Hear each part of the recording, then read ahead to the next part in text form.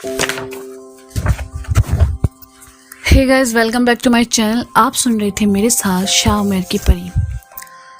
शाह उमर की परी भाग 23, शहर धनबाद में। बहुत ज़्यादा चोटें आई हैं परी के पापा को। खैर, मौत और ज़िंदगी से तो उस पाक परवरदिगार के हाथों में है। बस आपको बचाने की छोटी सी कोशिश कर सकता हूँ, उमेर खुद से ही कहता है। फिर अपने हाथों को हसन जी के पूरे जिस्म पर फेरता है, जिससे एक हल्की रोशनी निकलती है। उमेर के हाथ हटाते ही हसन जी फौरन होश में आ जाते हैं। उनकी पल्स और दिल की धड़कनें सब नॉर्मल हो जाती है। उमेर उन्हें होश में लेकर आता है और धीमे से मुस्कुराते हुए कहता है,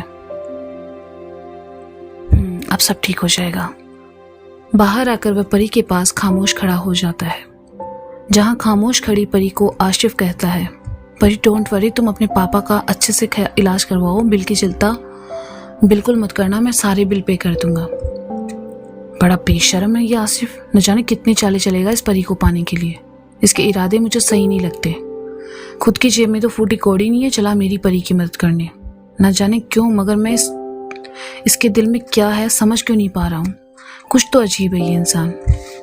परी के पास खड़ा उमेर अपने ख्यालों में कहता है, थैंक यू आसिफ, मगर पापा के इलाज के लिए मेरे पास रुपयों की कमी नहीं है। तुम बस दुआ करो कि मेरे पापा जल्दी होश में आ जाए, परी ने कहा। मगर परी, तुम्हारा जॉब छूटे काफ़ी दिन हो गए और काम भी हमने कुछ दिन पहले ही शुरू किया है। फिर तुम्हारे पास इलाज के लिए इतने रुपए कहाँ से आएंगे? आशिफ ने सवालिया नजरों से परी की तरफ देखते हुए कहा। तुम्हारे कहने का क्या मतलब है आशिफ? देखो आशिफ, जहाँ ही मैं जॉब करूँ या ना करूँ, मेरे माँ पापा के लिए मैं कुछ भी शेविंग्स है जो मैंने बचा के रखे हैं, परी ने कहा।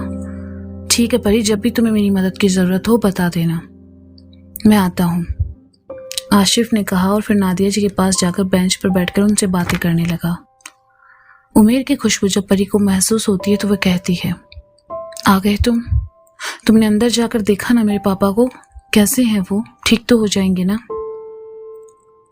परी, तुम इस तरह सबके सामने मुझसे बात करोगी तो लोग तुम्हें पागल समझेंगे। मैंने कहा ना, थोड़ा वक्त लगेगा तुम्हारे पापा की तबीयत सुधरने में, मगर वो होश में आ गए हैं। तुम देखना, 1 से 2 दिन लगेंगे और तुम्हारे पापा अपने पैरों पे चलते हुए घर जाएंगे। अभी थोड़ी देर में तुम्हें ये खबर भी मिल जाएगी। मैं अगर उन्हें अचानक से ठीक कर दूंगा तो लोग समझ जाएंगे कि ये किसी जिन का काम है। फिर क्या होगा तुम समझ सकती हो ना? उमेर ने परी को समझाते हुए कहा। मुझे माफ़ कर दो उमेर, मैं ये बात कभी नहीं चाहूँगी कि मेरी वजह से तुम्हें कोई तकलीफ पहुँचे, परी उमेर से आंखों ही आंखों में कहती है। नहीं परी, तुम्हें माफ़ी मांगने की ज़रूरत नहीं है, तुम रो क्यों रही हो? बस अब नहीं, इन सब आंखों में आंसू चुभते हैं मुझे, उमेर परी की आंखों में देखते हुए उसके कंधों को प्यार से अपने हाथों से पकड़कर कहता है। परी रोते हुए उसके गले लग जाती है, जिससे उमेर के दिल की धड़कनें तेज तेज धड़कने लगती है।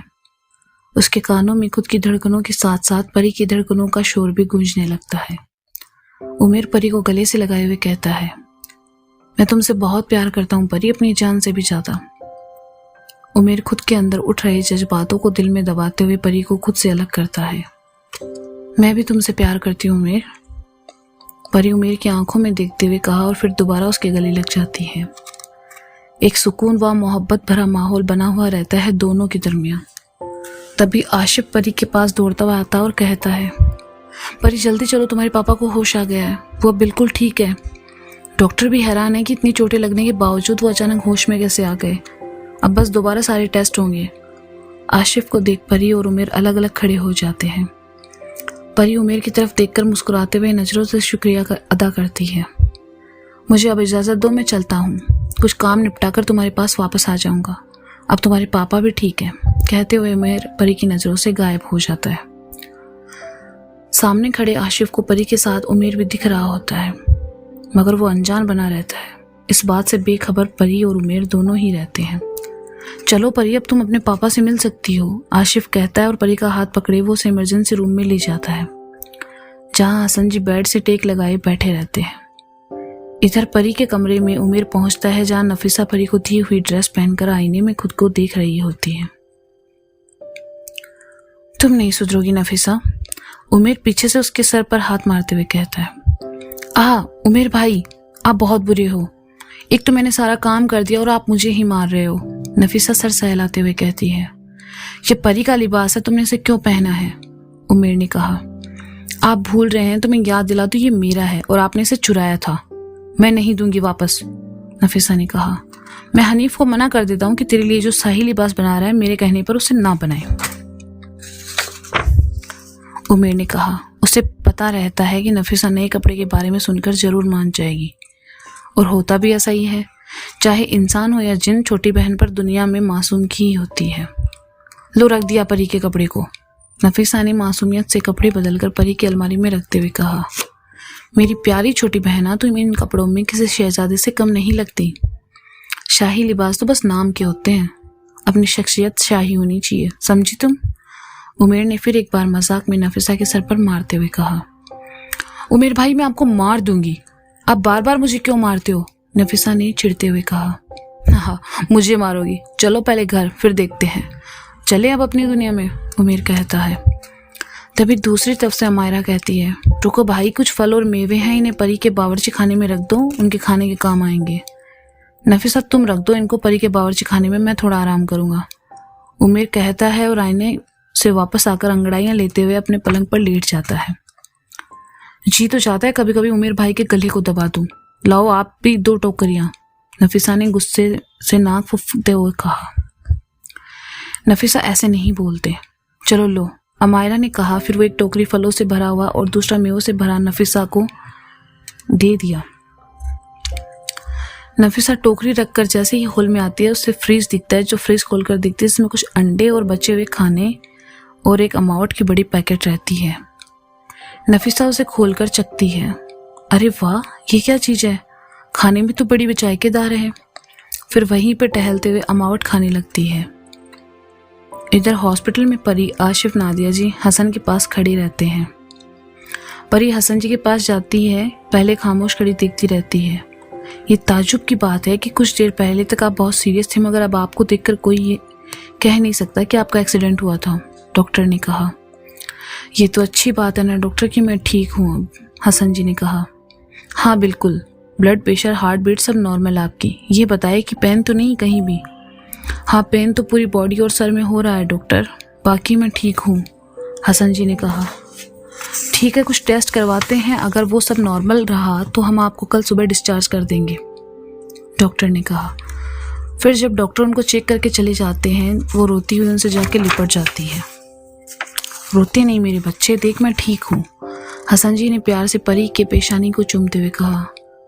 पापा, एक पल के लिए तो ऐसा लग रहा था जैसे मैंने आपको हमेशा के लिए खो दिया है, परी ने आंसू पोंछते हुए कहा। अरे ऐसे कैसे चला जाता अपनी गुड़िया को छोड़कर? बेगम, तुम भी अब रोना बंद करो, अभी कुछ साल और हूं मैं यहाँ तुम्हें सताने के लिए, हसन जी ने मुस्कुराकर कहा। आप भी ना कभी नहीं सुधरोगे, नादिया जी कहती है। फिर वो भी हसन जी के गले लगकर रोने लगती है। अरे अरे, ये यहाँ रोने का प्रोग्राम चल रहा है, चुप हो जाओ भाई तुम दोनों, हसन जी ने कहा। आशिफ चेहरे पर झूठी मुस्कान सजाए उमेर और परी के बारे में सोच रहा होता है। आखिर वो लड़का कौन था जिसके गले लगकर परी रो रही थी? दूसरी दुनिया, जाफरान कबीला। शाहजैद घर पर आते हैं तो उन्हें उमेर के कमरे से तीनों बच्चों की आवाज़ आ रही होती है। वो खामोशी से उमेर के कमरे की तरफ बढ़ते हैं, जहां उन्हें अपने तीनों बच्चों की आवाज़ें सुनाई देती है। उनको अपने कमरे में आता देखकर उमेर हड़बड़ाकर उठ बैठता है। अब्बा, आप कब आए? अमायरा ने उन्हें देखते हुए कहा। बस अभी अभी। तुमने उमेर को महल से क्यों बुला लिया? कोई खास वजह? और ये नफीसा कहाँ है?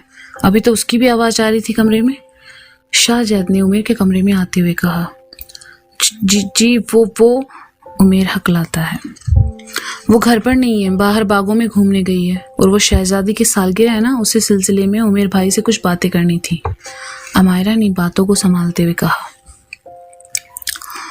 बेटा, अगर बातें ही करनी थी तो उसके घर आने का इंतजार कर लेती, इस तरह महल से जाने की क्या जरूरत थी, शाहजैद ने कहा। अब्बा, उमेर भाई कभी कभी तो घर आते हैं और कभी नहीं, इसलिए मैं वहां चली गई थी, अमायरा ने कहा।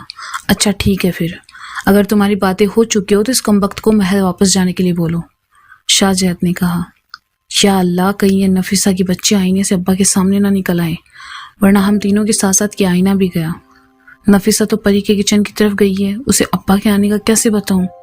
उमेर ख्यालों में खुद से कहता है और डर के मारे उसे पसीने आ रहे होते हैं। वैसे नफीसा बागों में क्यों गई है? मैंने तुम सबको ज्यादा घर से बाहर जाने से मना किया है ना? शाहजैद ने थोड़ा गुस्से में कहा। वो अब्बा, उसका मन घर पर रह रहकर घबरा रहा था तो मैंने ही इजाजत दी थी बाहर घूमने की, उमेर ने डरते हुए कहा। तुमने इजाजत दी? मगर किस हैसियत से? जिसे खुद इजाजत नहीं मिलती मटर गश्ती के लिए, वो अपनी छोटी बहन को बागों में घूमने की इजाजत दे रहा है, शाहजैद ने गरजते हुए कहा। एक बड़े भाई की हैसियत से। और अब्बा हर वक्त इतने गुस्से में क्यों रहते हैं? ऐसा कौन सा गुनाह किया है हमने? अमायरा ने हिम्मत जुटाते हुए कहा। लो, अब ये क्या पूछ लिया तुमने अमायरा? अब तो पक्का हम तीनों की खैर नहीं। तुम्हें पता है ना नफीसा अभी उस तरफ है, आईने को देखो, वो इधर ही आ रही है। अगर वो अब्बा के सामने आई तो, उमेर ने धीमे से डरते हुए फुसफुसाते हुए कहा। अमायरा की बात सुनकर शाहजाद खामोश हो जाते और अपने कमरे की तरफ जाने लगते हैं। तभी वो उमेर और नफीसा की तरफ वापस आते हैं और शर्मिंदा होते हुए कहते हैं, बच्चों माफ़ कर दो, मैं बहुत ज़्यादा सख्त बन जाता हूँ कभी कभी, मगर मेरा यकीन करो इसमें तुम सबकी ही भलाई है। शाहजैद अभी अपनी बात ख़त्म करते हैं उससे पहले ही आईने के उधर से सब बातों से अनजान नफीसा मज़े से अमाउट खाते हुए उनके सामने निकलती है, जिसे देखकर अमायरा और उमेर की आवाज़ें हलक में अटक गई। शाहजैद हैरत से देखते रहते हैं। आप ही उमेर भाई से खाकर देखो, बड़ी लजीज चीज़ है इंसानी दुनिया की, नफीसा ने कहा तो उमेर उसे आंखों से शाहजैद की तरफ इशारा करता है। क्या उमेर भाई, आप दोनों एक जगह जमे हुए क्यों हो? कुछ बोलो भी, नफीसा कहते हुए अमाउट जैसे ही अपने मुंह में रख दरवाजे की तरफ पलटती है, सामने खड़े शाहजैद को देखकर उसके मुंह में अमाउट गिर जाता है। नफीसा अब्बा के सामने है, उमेर ने खौफ से कहा। तो दोस्तों ये थी शाह उमेर की परी भाग 23। इसका अगला भाग आप जल्दी सुनेंगे मेरे चैनल पर। तब तक के लिए शुक्रिया।